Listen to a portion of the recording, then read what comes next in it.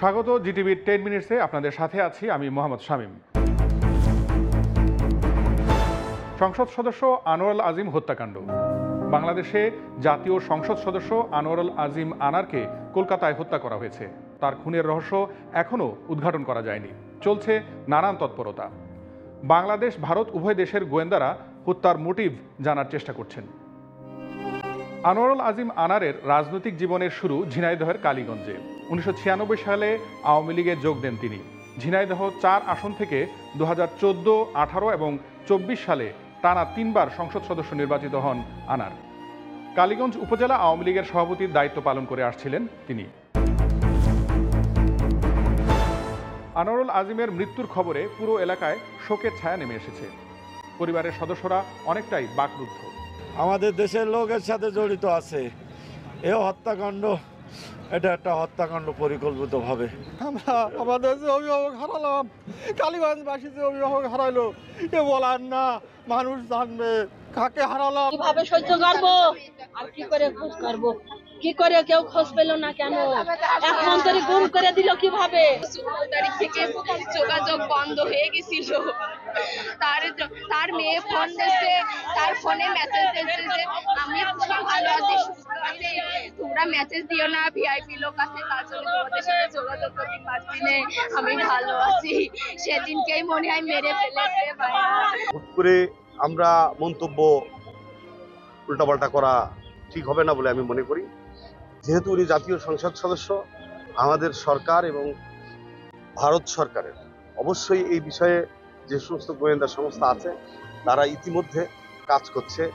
জানা যায় 11ই মে আনোয়ারুল আজিম চিকিৎসার জন্য ভারতে যান। 12ই মে সেখানে এক বন্ধুর বাড়িতে রাত্রি যাপন করেন। 15ই মে পর্যন্ত পরিবারের সাথে যোগাযোগ ছিল তার। তারপর থেকে আনোয়ারুলের কোনো খবর পাওয়া যায়নি। 19 মে পরিবারের লোকজন তার মৃত্যুর খবর জানতে পারে।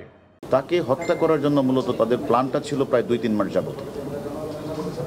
তারা এই প্ল্যানটা করে আসছিল তাকে মেরে ফেলবে, এবং মানে যে এখানে যে মাস্টার মাইন্ড তার বাসাটা হচ্ছে গুলশানের একটি বাসা, আরেকটি বাসা হচ্ছে বসুন্ধরা। এই দুইটি বাসাতেই মানে অনেক দিন যাবতেই প্রায় 2 মাসের মতো তারা প্ল্যান করেছে তাকে সরিয়ে দিবে। তাদের প্ল্যানটা ছিল এরকম যে তারা একদিকে তারা বিদেশের মাটিতে হত্যাকাণ্ড সংঘটিত করবে এবং লাশটাকে এমনভাবে গুম করা হবে যাতে কেউ কোনোদিন খুঁজে না পায়, যার কারণে তারা মানে বিভিন্ন পার্টে ভাগ করে ফেলেছে। এই ঘটনায় সন্দেহভাজন বেশ কয়েকজনকে গ্রেফতার করেছে পুলিশ। এমপি মহোদয় হত্যার আসামি 3 জন, তানবীর ভূঁইয়া, সেলিস্টি রহমান সহ 3 জন আসামির আর 10 দিনের রিমান্ড চেয়েছিল। আয়ু সাহেব বিজ্ঞ আদালত আমাদের বক্তব্য শুনে তদন্তের স্বার্থে মহামান্য হাইকোর্টের নির্দেশনা মোতাবেক জিজ্ঞাসাবাদের জন্য 8 দিনের রিমান্ড মঞ্জুর করেছে। তাদের বিরুদ্ধে কি মামলায় রিমান্ড দিয়েছে? 302 মামলা, হত্যা মামলা।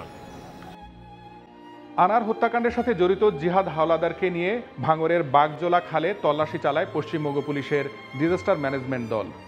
জিহাদের দেয়া তথ্যে এই খাল থেকে একটি ব্যাগ উদ্ধার করলেও সেখানে কোনো আলামত পায়নি পুলিশ।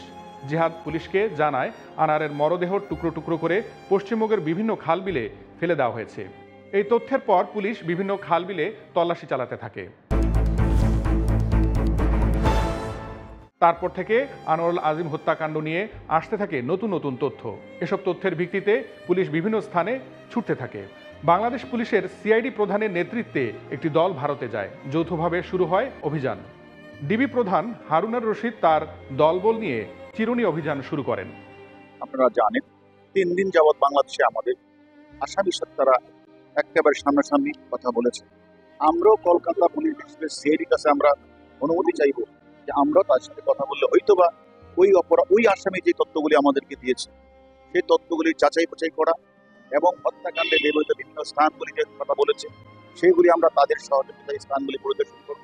এবং আপনারা জানেন তার লাশ এখনো আমার জানার মধ্যে এখনো উদ্ধার হয় না।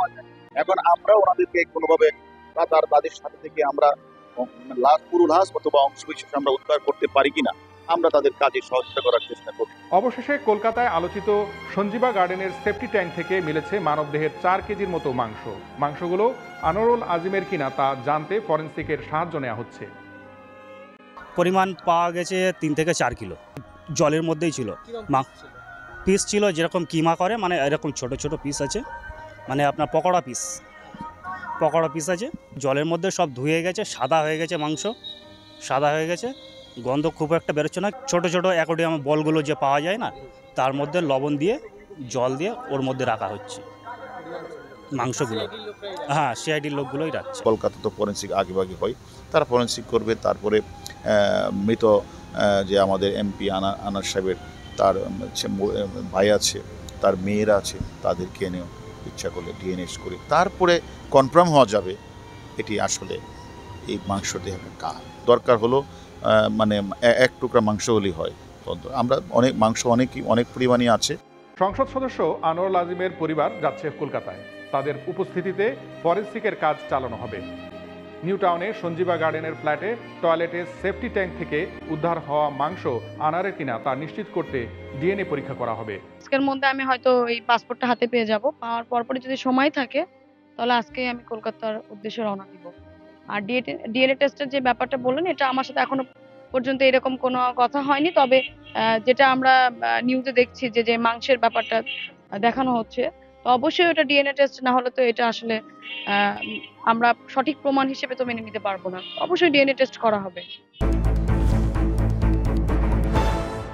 আলোচিত সমালোচিত সংসদ সদস্য আনোয়ারুল আজিমের মৃত্যুর রহস্য নানা প্রশ্নের জন্ম দিয়েছে। ভালো মন্দ এসব আলোচনার কোনটা সত্য কোনটা মিথ্যা তা যাচাই করার অবকাশ আছে। বাংলাদেশের সংসদ সদস্য আনোয়ারুল আজিমের হত্যার রহস্য উদ্ঘাটন এখন সবচেয়ে বড় চ্যালেঞ্জ। সেই চ্যালেঞ্জটি গ্রহণ করেছে দুই দেশের পুলিশ। দিনরাত চলছে অভিযান। যেখানে কোনো ক্লু পাচ্ছে সেখানেই ছুটে যাচ্ছে পুলিশ। পাশের দেশ নেপালেও গিয়েছেন তারা। যে করেই হোক এই হত্যার মূল হোতাদের খুঁজে বের করাও আরেক চ্যালেঞ্জ। এর মধ্যে বেশ কয়েকজনকে আটক করে জিজ্ঞাসাবাদ করেছে পুলিশ। খণ্ড খণ্ড মরদেহের অংশবিশেষ পাওয়ার মাঝ দিয়ে পুরো টুকরোগুলো পাওয়ার একটা আশা জেগেছে। ডিএনএ পরীক্ষার পরপরই কেবল নিশ্চিত হওয়া যাবে যে এটাই আনোয়ারুল আজিমের।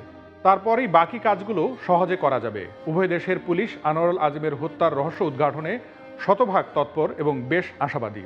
আশা করা যায় খুব তাড়াতাড়ি সংসদ সদস্য আনোয়ারুল আজিমের হত্যার রহস্য উন্মোচিত হবে। তারপর শুরু হবে হত্যাকারীর বিচার কাজ। সে পর্যন্ত আমাদের অপেক্ষা করতেই হবে। প্রিয় দর্শক, আজ এ পর্যন্তই। আগামীকাল আবার দেখা হবে জিটিভির 10 মিনিটসে। শুভ সময়।